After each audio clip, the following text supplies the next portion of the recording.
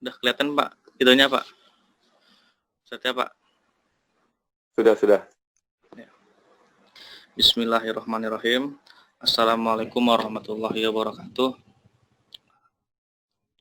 Waalaikumsalam warahmatullahi wabarakatuh. Alhamdulillahirrabbilalamin. Ar-Rahmanirrahim. Maliki yaumiddin. Allahumma sholli ala sayyidina Muhammad wa ala ali sayyidina Muhammad. Alhamdulillah pada pagi hari ini saya dapat melaksanakan kegiatan saya. Ini kegiatan wajib, yaitu sidang tugas akhir. Insya Allah saya akan mulai. Bismillahirrahmanirrahim. Biodata saya, nama Ahmad Nur Fahri, tempat tanggal lahir Bekasi 27 September 2000, tahun 2000. Dan judul tugas akhir saya yaitu penggunaan framework kode Igniter untuk membuat aplikasi tiket pendakian online berbasis web. Sebab karena saya ingin mendaki ini adalah salah satu hobi saya, Pak. Jadi pendaki ini saya ingin tuh orang yang mendaki itu mendapatkan kemudahan dan mendapatkan info-info yang lengkap, dan juga dapat membeli tiket secara online atau booking. Kemudian latar belakangnya yaitu pendaki sulit mendapatkan kota karena hampir di rata-rata tempat pendakian itu tidak memiliki batasan atau info kota untuk mendaki tersebut. Kemudian tidak memiliki rute atau peta. Nah, ini sangat penting rute sama peta ini karena tidak sedikit dari pendaki itu tersasar ketika di gunung. Maka rute sama peta ini sangat penting. Kemudian tidak memiliki perlengkapan lengkap. Banyak dari pendaki yang lain, mereka tuh sudah siap mental, kemudian sudah siap segalanya, akan tapi pas ketika di base camp atau di gunung sana, mereka itu melupakan sesuatu yang padahal itu penting bagi mereka, seperti kurangnya patok atau jaket atau kompor atau segalanya yang dapat mensulitkan pendaki itu pas ketika di puncak sana. Nah, itu kurang info pendakian. Kemudian tujuannya itu pendaki itu agar mendapatkan info yang lengkap. Ya, dapat info lengkap itu supaya pendaki itu tahu bahwasannya gunung ini, base camp ini, bahwasannya kotanya masih banyak, berarti kita bisa daftar nih, bisa booking. Terus ini bagus nih, lagi cuacanya bagus nih gunung ini, udah gitu situ. Terus juga nih MDPL-nya tingginya juga kan, terus juga rawan kecelakaannya nih dikit nih, udah itu berarti mendapatkan info lengkap. Kemudian mudah mengolah data. Yang ini itu pendaki itu dapat mengolah data, jadinya dapat data-data atau info-info yang penting dari gunung tersebut, dan juga petugas pendaki juga, dia juga dapat mendata para pendaki itu secara online dengan mudah. Kemudian memanfaatkan teknologi ini, ya, zaman semakin maju dan juga teknologi juga semakin maju, maka dengan ini saya ingin membuat aplikasi ini supaya dapat memanfaatkan teknologi. Kemudian kurang besarnya itu memudahkan pendaki. Kemudian deskripsi tugas akhir yaitu framework kode Igniter. Template pembuatan aplikasi berbasis PHP yang digunakan adalah kode Igniter, aplikasi tiket online, aplikasi berbasis web, responsif, dan dapat dibuka dalam berbagai perangkat menggunakan web browser. Kemudian mendaki ke puncak gunung ialah salah satu cara seseorang untuk menikmati nikmat yang telah diberikan oleh Tuhan semesta alam. Kemudian bahan dan alat.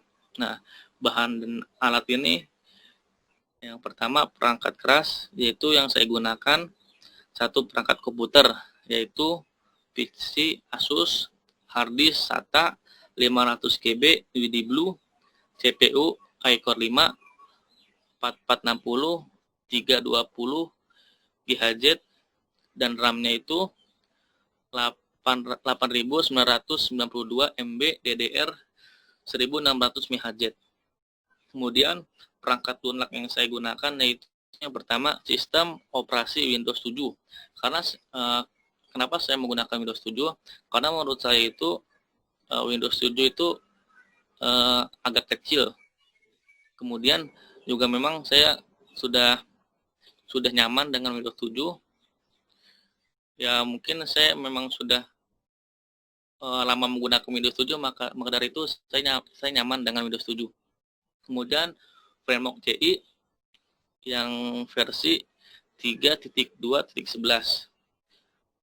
Ya, karena saya menggunakan framework CI karena alhamdulillah di Petik saya telah belajar framework CI, maka dari itu saya sedikit memahami framework CI ini. Kemudian yang ketiga itu SAM web server yang 64 bit yang versinya itu 7.3.20. Ini juga sama karena saya ketika di Petik alhamdulillah saya juga mempelajarinya.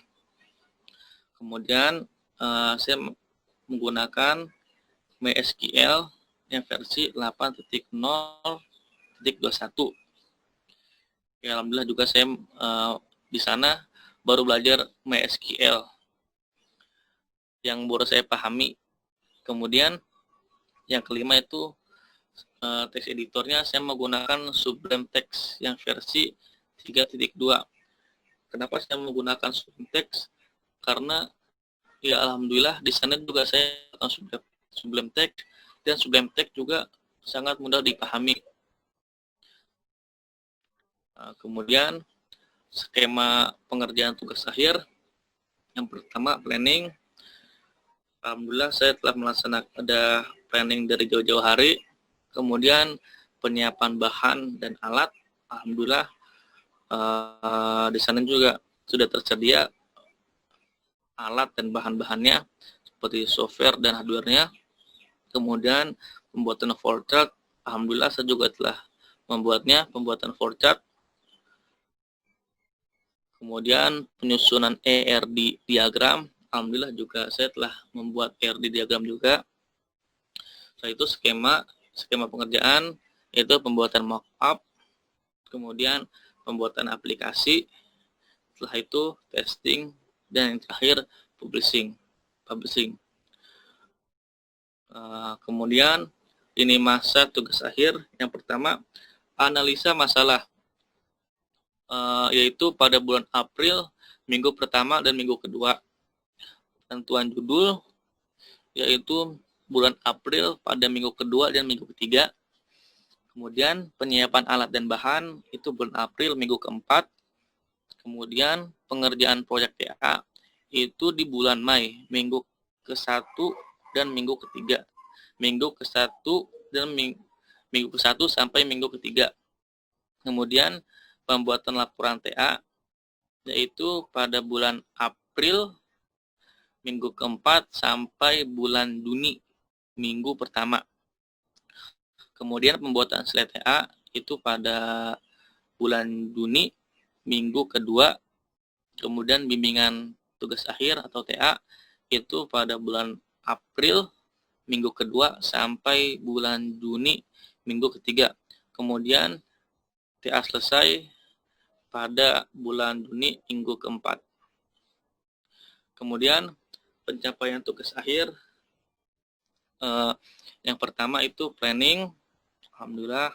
2 penyiapan bahan dan alat, alhamdulillah sudah selesai. Kemudian 3 pembuatan flowchart, alhamdulillah sudah selesai. Kemudian pembuatan ERD, alhamdulillah selesai. Kemudian ini adalah flowchart yang telah saya buat.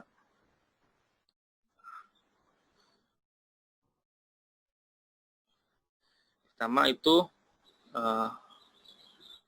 mulai. Setelah user masuki mulai, maka masukkan username dan password. Kemudian setelah masukkan username dan password, di sana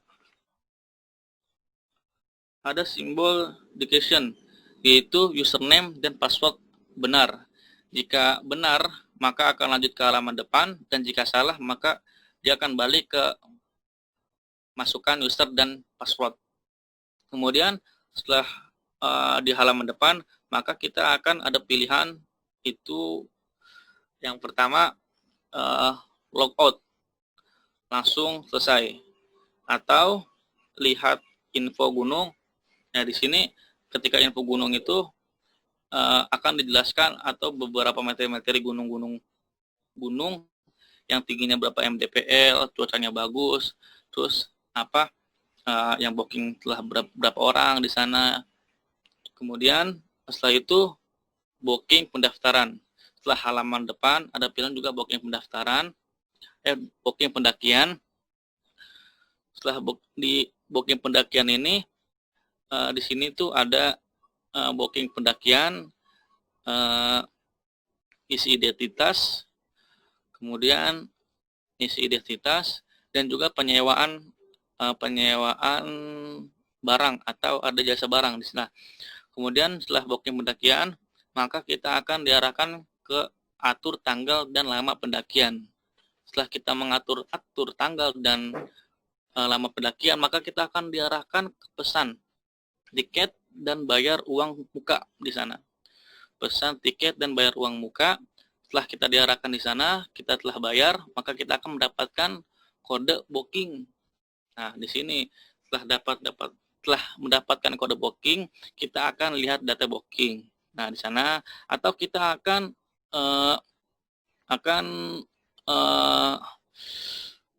mungkin kita akan mengedit datanya. Tuh, bisa juga kalau misalkan kita mengedit data juga kita bisa ke bawah data booking sesuai. Misalkan iya, kita langsung tunggu tanggal pendakian. Jika tidak, maka kita mengubah data booking. Setelah kita mengubah data booking, maka kita akan ke atas kembali ke lihat data booking. Setelah itu tunggu tanggal pendakian. Setelah itu tukarkan kode booking dengan tiket fisik. Kemudian selamat mendaki dan selesai. Itu voucher yang telah saya buat. Kemudian ini IRD. Mungkin maaf Pak, ini IRD-nya nggak terlalu jelas. Mungkin saya pindah ke ini sebentar, ke IRD saya yang lebih jelas. Ini Pak. Pertama IRD saya ini ada di sana entitas pendaki. Entitas pendaki itu memiliki atribut KTP, nomor HP, jenis kelamin, alamat, dan nama. Kemudian di sana juga ada barang. Di samping itu ada barang dan pendaki. Di sana juga ada relasi, yaitu relasinya pendaki dan barang. Satu pendaki menyewa banyak barang disewa satu pendaki. Berarti ini relasinya one to money. Dan di sana juga ada entitas barang. Sana dia memiliki atribut nama barang, ID barang, dan kategori. Dan juga relasi sewa ini juga dia memiliki atribut, yaitu tanggal check out dan tanggal check in. Kemudian kita ke bawah, di sana ada pendaki. Kemudian di sana juga di bawah lagi ada memesan. Ada relasi memesan, dan sedangkan relasi memesan itu dia memiliki atribut total harga, tanggal pesan, dan banyak. Kemudian juga tiket. Entitas tiket juga memiliki atribut, yaitu harga, kode tiket, dan stok. Nah, mereka itu memiliki relasi one to many. Kemudian ke samping mendaki gunung. Nah, di sana gunung itu entitas gunung memiliki atribut petugas dan pendaki. Sedangkan relasinya yaitu money to one. Banyak pendaki mendaki satu gunung. Kemudian gunung bawah jaga petugas. Nah, di sana juga petugas memiliki atribut yaitu atribut nama, atribut alamat, atribut ID petugas, atribut jabatan, dan atribut gaji. Dan relasi gunung dijaga petugas itu relasinya itu one to many. Satu gunung dijaga banyak petugas menjaga satu gunung. Nah, juga yang terakhir petugas ke tiket. Tiketnya itu berarti petugas dan relasinya one to many. Satu petugas menjual banyak tiket dijual satu petugas. Ya mungkin ini yang terakhir, yaitu kesimpulan aplikasi tiket pendakian online perlu dibuat agar para pendaki gunung dapat memesan tiket dari jauh-jauh hari dan mendapatkan info dengan lengkap. Yang kedua, diperlukan waktu perangkat keras dan perangkat lunak yang memadai untuk menyelesaikan pembuatan aplikasi. Alhamdulillah, mungkin itu aja Pak yang dapat saya presentasikan pada sidang tugas akhir ini. Mungkin saya serahkan kembali lagi ke host. Bapak. Baik. Waalaikumsalam warahmatullahi wabarakatuh. Baik, terima kasih Fahri atas presentasinya. Memasuki sesi berikutnya, yaitu tanya jawab dengan Dewan Penguji. Pada penguji 1, Kak Indra, waktu dan tempat saya persilahkan. Terima kasih pada Pak Prana. Untuk Ahmad Fahri, pertanyaan pertama, di sini kan Fahri menggunakan Pemprov CI untuk membuat aplikasi tiket pendakian online. Ya, gitu Kak. ya? Ya Kak. Setelah saya cari di beberapa situs, ternyata ada beberapa jasa penyedia layanan untuk booking online pendakian gunung. Lalu apa yang membedakan nih antara aplikasi yang Fahri buat dengan situs-situs atau penyedia jasa yang sudah ada? Yang pertama Kak, itu yang pertama yang saya miliki dengan yang situs yang telah ada. Pertama tuh hampir di situs yang pernah ada itu dia tuh tidak memiliki jasa sewa Kak.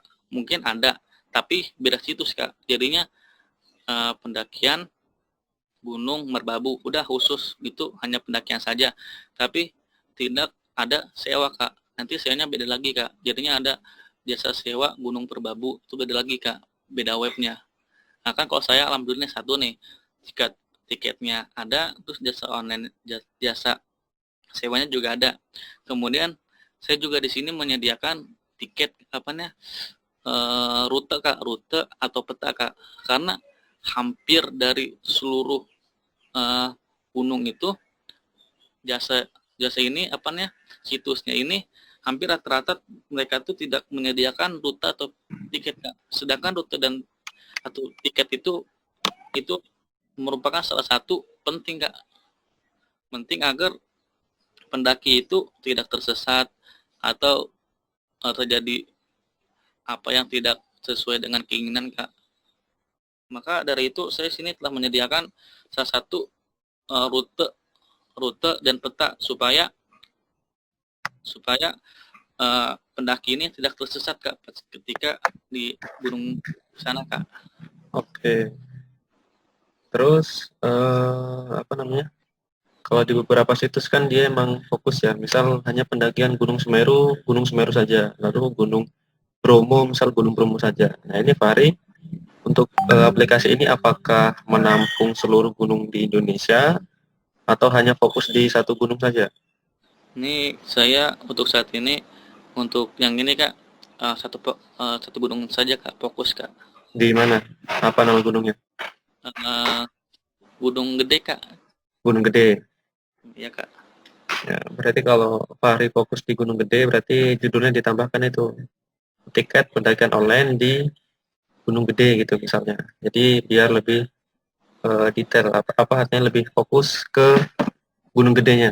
Karena kalau di judul Fahri itu cakupannya cukup luas, tiket pendakian gunung, jadi belum jelas ke gunung apa yang tiket mana yang dipesan. Selanjutnya coba Fahri tampilkan di flowchart-nya.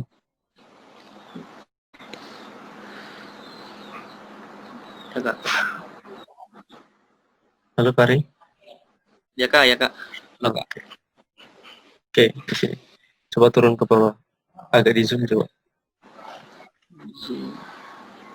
Terus, oke, stop cukup.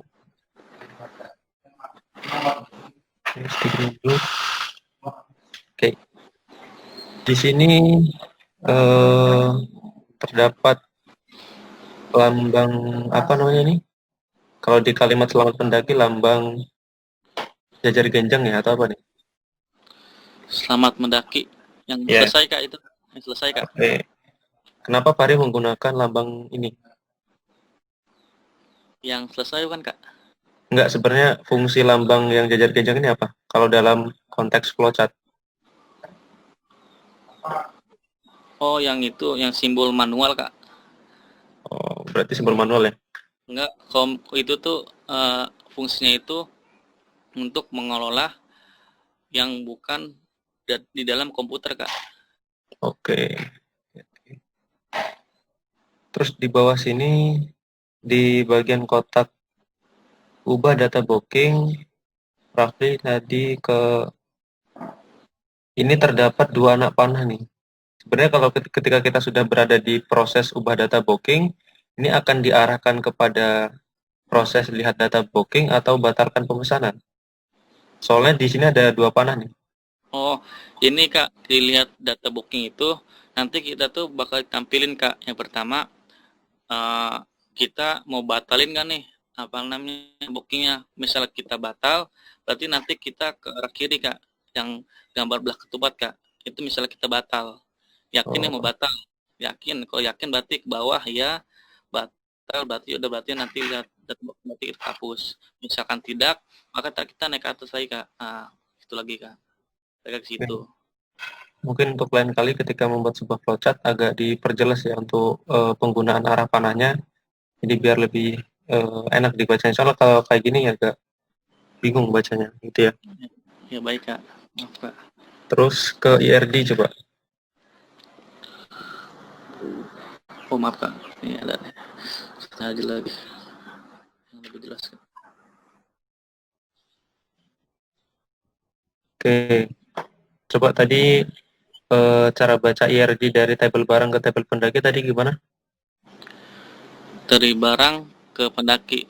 Iya, coba gimana? Relasinya satu pendaki menyewa banyak barang disewa satu pendaki. Gitu ya. Ya kak. Oke. Many one to many. Berarti one to many dari pendaki ke barang. Jadi Ya, satu pendaki bisa menyewa banyak barang. Ya kak. Tapi misalnya ada studi kasus gini. Misal saya mau mendaki nih, tapi saya hanya ingin menyewa satu barang. Berarti kan relasinya bukan one to many itu. Atau bagaimana prosesnya? Ya kayak gitu juga bisa kak. Atau Tapi kan harus menyewa banyak barang? tapi hampir dari seluruh masalah gitu kak, jarang kak orang yang satu doang kak, hampir banyak kan kak gitu. Misalkan kita wah kurang nih kompor, udah kita kompor, berarti kan kalau kompor kan berarti kita juga perlu gas kak, perlu apa namanya koreknya juga. Terus juga misalkan kita juga wah nih kita kurang tenda nih, berarti tenda itu kurang patok kak. Misalkan patoknya itu nggak mungkin satu kak, kayak gitu langsung banyak. Nah, terus juga misalkan wah Misal nih, Ana sekarang sebagai pendaki yang profesional, mulai dari tenda, Ana udah punya, patok udah lengkap, kompor, gas, segala macam udah punya. Tapi ketika sampai di kaki gunung, tongkat buat daki lupa nih.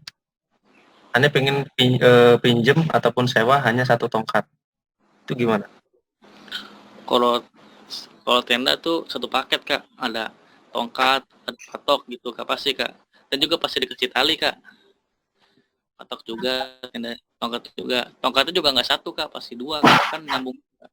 Bisa dibelah gitu kak. Oke. Maaf, Kak Indra, 2 menit lagi ya. Oh iya Pak. Terus selanjutnya tiket harga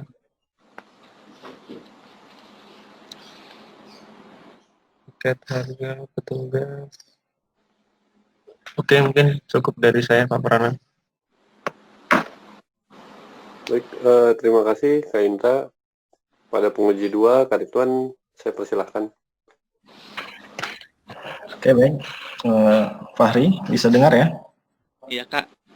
Oke. Yang pertama saya mau ke latar belakang dulu deh. Bisa ditampilkan? Kak sebentar Kak.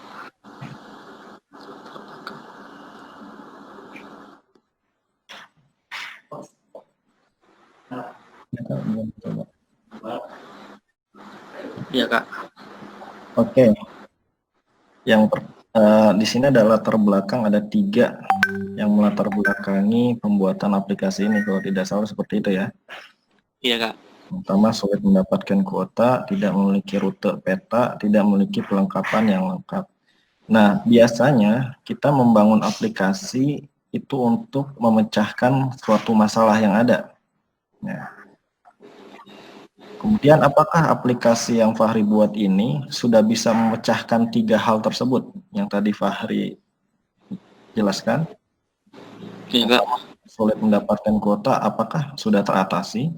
Kemudian tidak memiliki rute atau peta, apakah di aplikasi Fahri sudah ada fitur rute atau peta yang disediakan?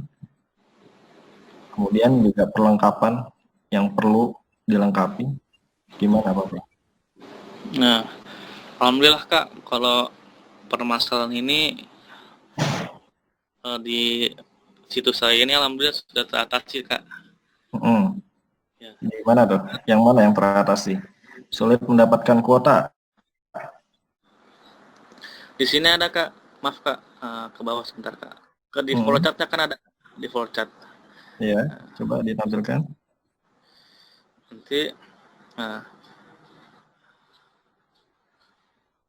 pertama itu pas ketika di halaman depan, nanti kan ada lihat info gunung Kak. Jadinya ke gunung itu nanti kita tuh menampilkan situasi dan kondisi gunung itu saat itu Kak, saat minggu itu. Terus juga di sini juga ada data-datanya Kak. Oh, ini berarti gunung gede ini minggu ini masih banyak nih yang booking yang kosong nih, berarti kita masih bisa booking nih. Dari kan kita jadwalin tuh kan diperlihatkan jadwal waktu-waktunya tuh, wah ini kosong nih, hari ini kosong gitu kan Kak. Nah, kemudian terus bawah nih ada nih booking pendakian. Nah, di dalam booking pendakian ini nanti kita tuh mengisi isi identitas kita, isi identitas pendaki. Kemudian juga di bawahnya itu ada juga Kak booking pendakian, isi identitas pendaki, dan juga nanti tuh kita bakal tawarin Kak jasa sewa Kak, jasa sewa peralatan. Nah, nanti situ maka kita perlihatkan Kak nih alat ini nih, alat misalnya tenda nih harganya berapa. Oke, Fahri.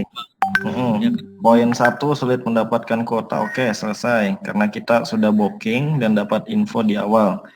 Yang kedua, untuk perlengkapan oke, selesai karena sudah ada jasa penyewaan. Yang ketiga, untuk rute atau map itu kita bisa dapat dari mana? Di sini Kak, nanti pas ketika kita ada di Gegar Ginjang itu sebelum selesai Kak ada tuh. Di situ kan ada Kak selamat mendaki Kak.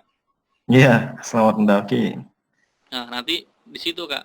Nanti di situ kita bakal dapat rute nanti di situ ada, dan juga di info pendakian juga ada Kak. Berarti kita download gitu. Nggak usah download sih Kak, screenshot aja Kak, bisa. Oh iya kan, kalau udah mendaki kan kita nggak ada sinyal tuh di atas. Kan kalau di screenshot kan masuk ke galeri Kak. Oke, screenshot yakin kelihatan ya, kan HP kecil ya. Insya Allah kelihatan Kak. Ya, anak saranin satu ada fitur download petanya lah, biar bisa di print dan bisa jadi kertas besar. Oh ya. Kemudian yang kedua, di sini Ana lihat ada fitur ubah data booking ya. Benar nggak yang bawah tuh ya? Iya Kak. Nah, gimana caranya kita mengubah data booking kalau kita sudah memesan tiket dan membayar uang dan kita udah dapat kodenya?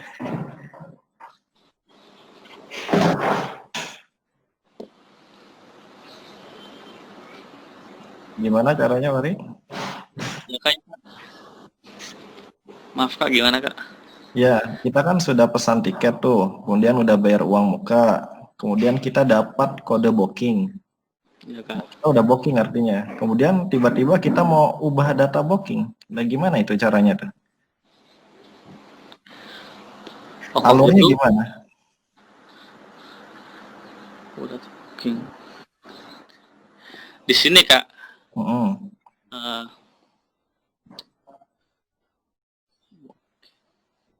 Ya, di bawah tuh ada lihat data booking. Kan ini sebenarnya sudah ini ya, sudah booking ya, dan sudah bayar ya, karena sudah melewati proses yang di atas. Nah, kemudian tiba-tiba kita mau ngubah, gimana caranya tuh? Mungkin kalau di sana untuk mengubah booking kayak gitu mungkin udah nggak bisa Kak. Kan di sana kita juga udah dapat apa nih? Tukarkan kode, kalau dapat kode. Mungkin kalau gitu ulang lagi Kak. Iya, tapi di sini ada fitur ubah nih. Itu maksudnya gimana tuh? Kalau ini fitur ubah ini tuh untuk yang fitur ke atas ya Kak, yang seperti ini tuh fitur ubah data booking itu ini berlaku tuh pas ketika orang ini lagi booking Kak. Ya. Ini kalau Ya. udah booking terus dia udah dapat kode terus salah ya angus Kak. Ya, nih saya bacain alurnya ya. Koreksi kalau salah. Nah, ini dari pertama booking, kemudian diatur tanggalnya, artinya dia milih tanggalnya. Kemudian dia pesan nih, sudah fix, kemudian dia pesan, kemudian udah bayar nih, transfer uang mukanya ya kan. Habis sudah dapat transfer, biasanya dia dapat kode booking, sama kayak saya mau pesan tiket kereta api lah. Nah, kemudian ketika sudah dapat kode booking, dia ada kan data bookingnya. Nah, Ya, terus Kak. disediakan fitur ubah. Bagaimana caranya dia mengubah sedangkan dia sudah booking dan udah bayar? Sama saya ketika mesen tiket kereta, ini sudah fix nih tanggalnya, tempat kursinya, udah bayar sesuai dengan harga. Misalnya saya mau ke Bandung, tiba-tiba saya ubah jadi ke Surabaya, kan beda tuh harganya. Ya Kak, ya Kak. Oh, Gimana tuh? ya gini. Ya, Bisa berarti, sih Kak, bisa Kak itu Kak. Kan mana ya? Di sini ya.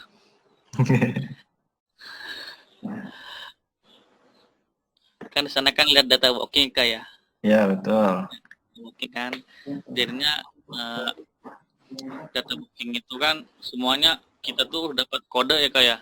Dapat kode terus dapat kita tuh udah nentuin tanggal pemberangkatannya, nginapnya di gunung itu kan udah semuanya kayak. Terus kita mau nih, wah ternyata apa namanya ada yang salah. Booking. Udah Kak, nanti kita itu aja Kak, apa namanya ubah itu Kak, ubah data booking Kak. Itu kan ada apa namanya ada ini kan lihat data booking kemudian ke bawah data booking sesuai. Kalau sesuai kan berarti kita lanjut, iya Kak. Itu sudah tuh tidak sesuai. Udah kita ubah Kak.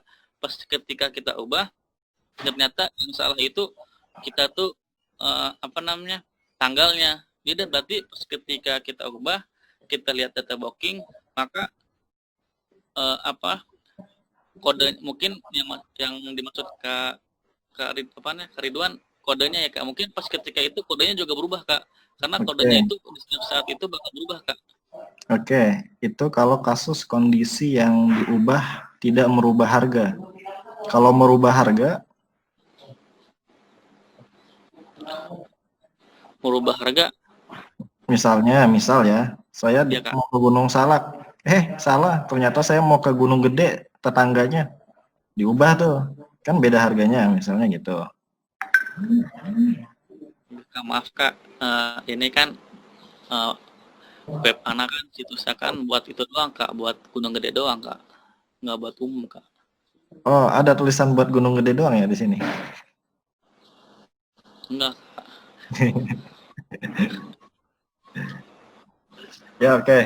Gini, Fahri, saran Ana, kalau orang sudah booking dan ada perubahan yang cukup fatal, itu sebaiknya nggak bisa diubah, kecuali dia datang mengurus, kayak seperti tiket kereta api lah. Ana udah booking jam 8, nggak bisa Ana ubah jam 10, kecuali Ana harus datang ke kantornya. Nah, kemudian misalnya saya booking tanggal 15, tiba-tiba nggak jadi, saya mau tanggal 17, ribet tuh admin yang ngurus gunungnya tuh. Ternyata tanggal 17 udah penuh, 18 udah penuh, 19 udah penuh. Gimana tuh caranya? Gitu. Ya. Iya Kak, ya. Oke, terakhir ini teknis sih. Tadi dipakai CI versi 3.2.11. Kemudian pakai SAM-nya versi 7 dengan PHP 7 ya. Kalau saya pakai PHP 5 bisa gak sih? Ya Kak. Ya, tadi dengan CI versi 3.2.11. Kalau saya pakai PHP 5 bisa gak? Support gak? Itu kan SAM versi 7 ya, PHP versi 7. Iya Kak. Nah, kalau saya pakai PHP versi 5 bisa gak? Support gak?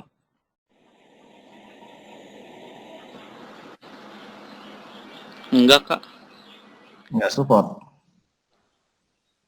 Berarti harus PHP 7 ya? Iya Kak. Iya.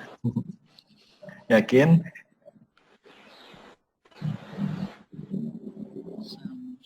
Observer. Kalau PHP sih kayaknya sama-sama aja sih Kak. Sama aja. Iya Kak.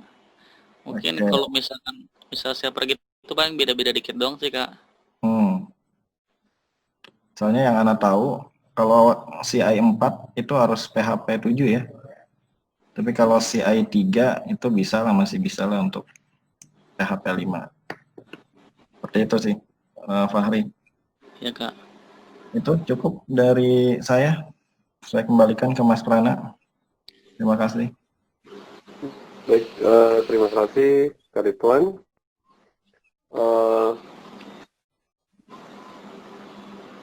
Sebelum kita lanjut ke sesi penilaian, tadi saya sedikit di bagian IRD tadi ketika Fahri ditanya sama Kak Indra ya.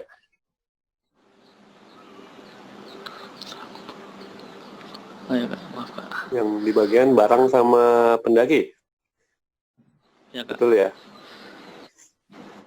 Ya, jadi sebenarnya kalimatnya tuh satu pendaki bisa meminjam banyak barang. Ya, kalau kalimatnya bisa dengan meminjam, kalau satu pendaki meminjam banyak barang itu akan bingung dengan pertanyaan Kak Indra tadi jawabnya. Cuman kalau Fahri menjelaskannya satu pendaki bisa meminjam banyak barang. Kalau satu gimana ya boleh karena dia bisa meminjam banyak barang, bisa. Gitu Fahri ya. Ya Pak. Saya juga dengan penjelasan Fahri tadi saya cukup puas. Istilahnya jujur saya tadi sebenarnya nggak terlalu merhatiin ini Fahri ya, slide-nya Fahri karena saya lagi fokus ke nilai. Cuman dari mendengar penjelasan Fahri itu saya langsung bisa paham Fahri mau bikin apa sih kayak gitu.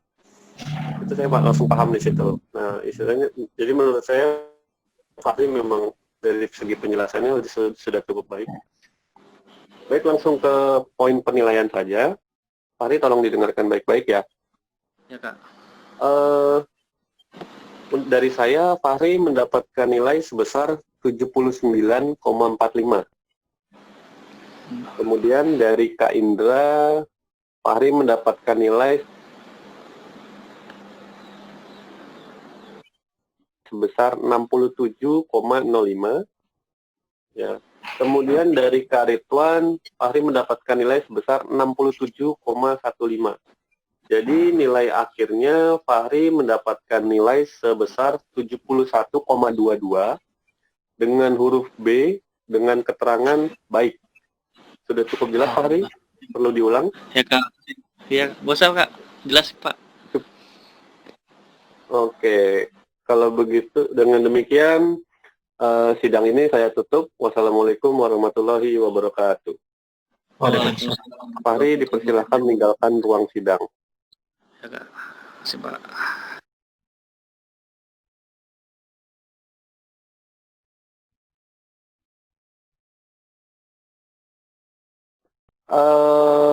Di rumah Anda mati lampu. Gimana ya? Ini gelap tuh. Mati lampu Anda. Terus gimana tuh? Gensetnya nyalain. Nah, ini makanya takutnya kalau masalah